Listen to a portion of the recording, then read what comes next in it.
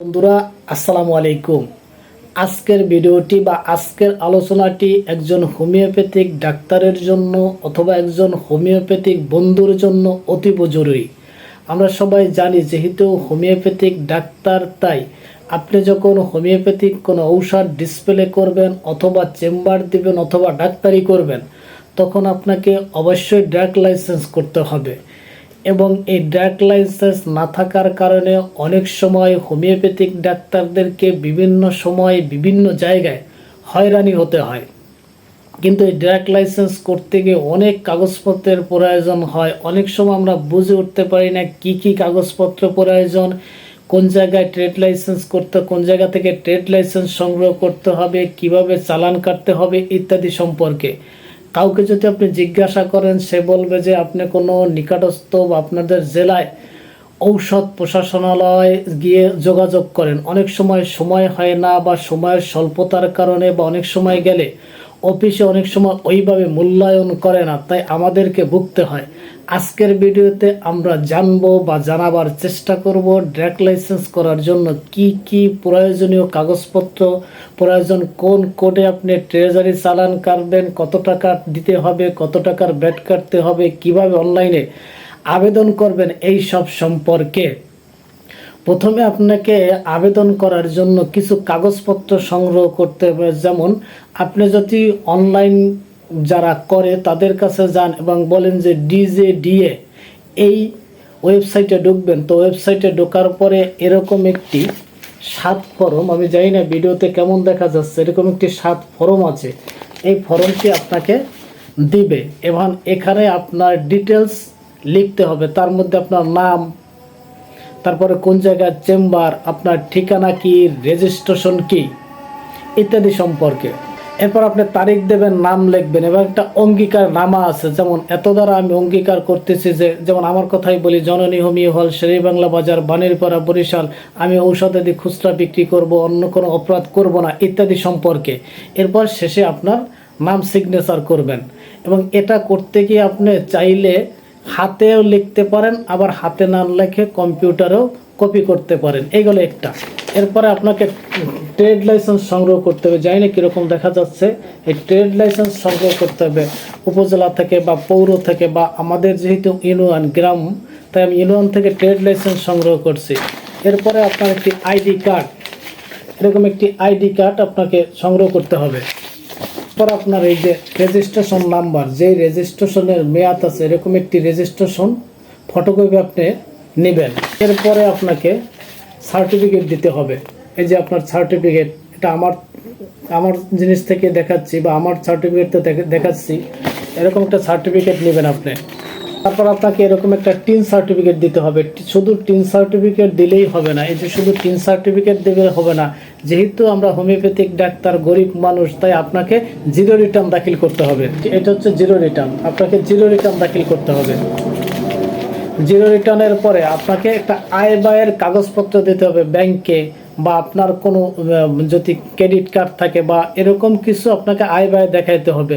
বা এটা যদি আপনার নিজের না থাকে, আপনার আপনজনের থাকলেও সেটা দেখাইতে হবে। কারণ আপনি চেম্বার কিভাবে চালাবেন, কোথা থেকে আর্থিক আসবে, অর্থ আসবে, এইসব সম্পর্কে আপনার দেখাতে হবে।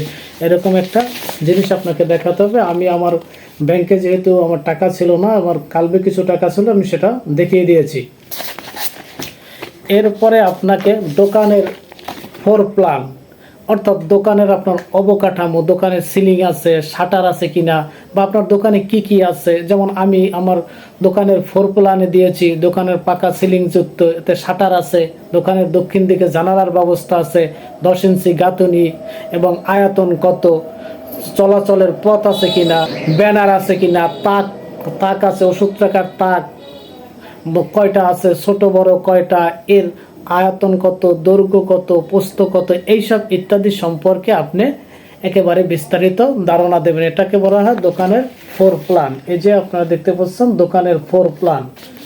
এই দোকানের ফ্লোর প্ল্যান করার পরে আপনাকে আরও একটা জিনিস করতে হবে, সেটা হচ্ছে চেম্বারের আসবাবপত্র। এটা অপশনাল, অর্থাৎ কি কি আছে। যেমন আমি দিয়েছি 5টি চেয়ার আছে, বসার একটি টেবিল আছে, খাট বা চৌকি আছে, হাত ধোয়ার একটি বালতি আছে, বৈদ্যুতিক বাল্ব আছে 4টি, সৌর বিদ্যুৎ আছে 1টি, বই আছে প্রায় 200 প্লাস, তাক আছে প্রায় 5টি।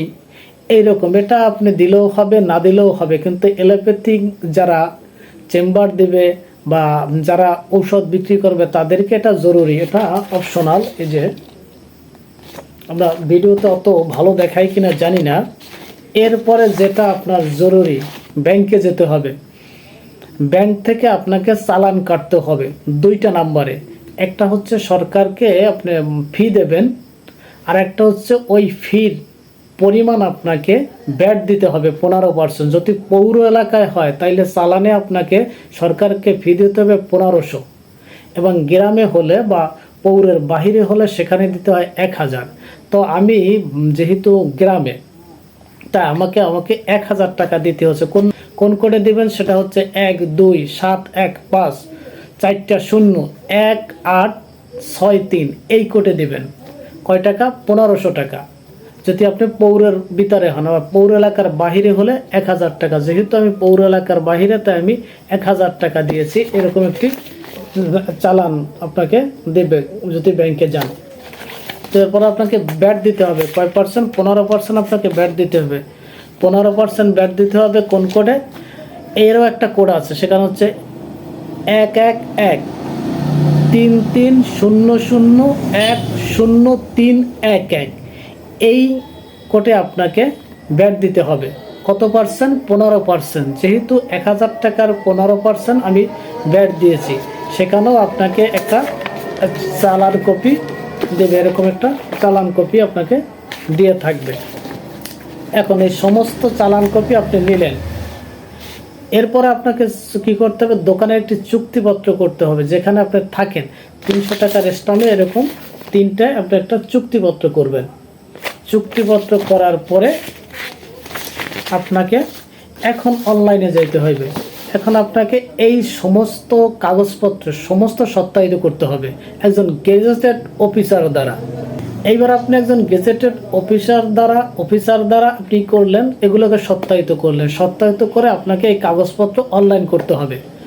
অনলাইনে আপনাকে ওই ট্রেজারি চালানের কপিও মেন কপি দিয়ে দিতে হবে, 2টা।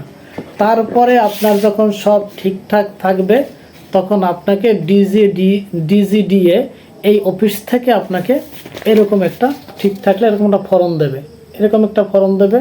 তারপরে এখানে আপনাকে এরকম একটা ফর্ম দেবে, এরকম। তো এই ফর্মটা দেবে। তার আগে আরেকটি কথা বলে নেই, এর সাথে আরও একটু আপনাকে কাগজপত্র যুক্ত করতে হবে। যেমন আপনার চেম্বারের ছবি, যেমন আমি এটা করেছিলাম, এই যে চেম্বারের ছবি, তার সাথে চেম্বারের ভিতরের ছবি, এই যে এটা চাইলে একসাথে যুক্ত করেও দিতে পারেন, আলাদা আলাদাও দিতে পারেন। এবং এগুলোও কিন্তু সত্যায়িত হয়, সত্যায়িত হলেও হয়, সত্যায়িত না হলেও হয়। আমি সত্যায়িত করে নিয়েছিলাম। এরপরে যেহেতু আপনার সমস্ত এই হার্ড কপিগুলো, এবং এখানে আপনি 2টা এরকম কপি বাড়ি করবেন অনলাইন থেকে, আপনি 2টা বাড়ি করবেন। আপনার ঠিকঠাক যদি কাগজপত্র দিয়ে থাকেন অনলাইন নিয়ে নেবে। তারপরে আপনি নিকটস্থ, যেহেতু আমার বরিশাল জেলা, এরকম জেলায় যেখানে ঔষধ প্রশাসন অধিদপ্তর আছে সেখানে গিয়ে হার্ড কপি আপনি জমা দেবেন, তারা রিসিভ করবে। এবং এরকম একটা কপি আপনি নিয়ে আসবেন, চেম্বারে রাখবেন। কারণ এই সময়ের ভিতরে যতক্ষণ এই ড্রাগ লাইসেন্স প্রসেসিং হয়ে না আসে, ততক্ষণ পর্যন্ত কেউ আপনাকে হানা দিতে পারে, কেউ আপনাকে অপদস্থ করতে পারে। তাই এরকম একটা জিনিস দেখালেই হয়ে যাবে। তো এই অবস্থা আপনি কি করবেন? এরা রিসিভ করবে। রিসিভ করার পরে 3 মাস, 6 মাস বা 1 বছরও হতে পারে, তারপরে আপনি ড্রাগ লাইসেন্স পেতে পারেন। তো আমাদের উচিত সবাইরই ড্রাগ লাইসেন্স করা, যাতে করে আমরা এই সব বিভিন্ন হয়রানিমূলক সমস্যা থেকে বাঁচতে পারি। সব বন্ধুরা, আমি আশা করি এই ভিডিওটা আপনাদের কাছে গুরুত্বপূর্ণ হয়েছে। ভালো থাকুন, সুস্থ থাকুন। আসসালামু আলাইকুম রহমতুল্লাহ।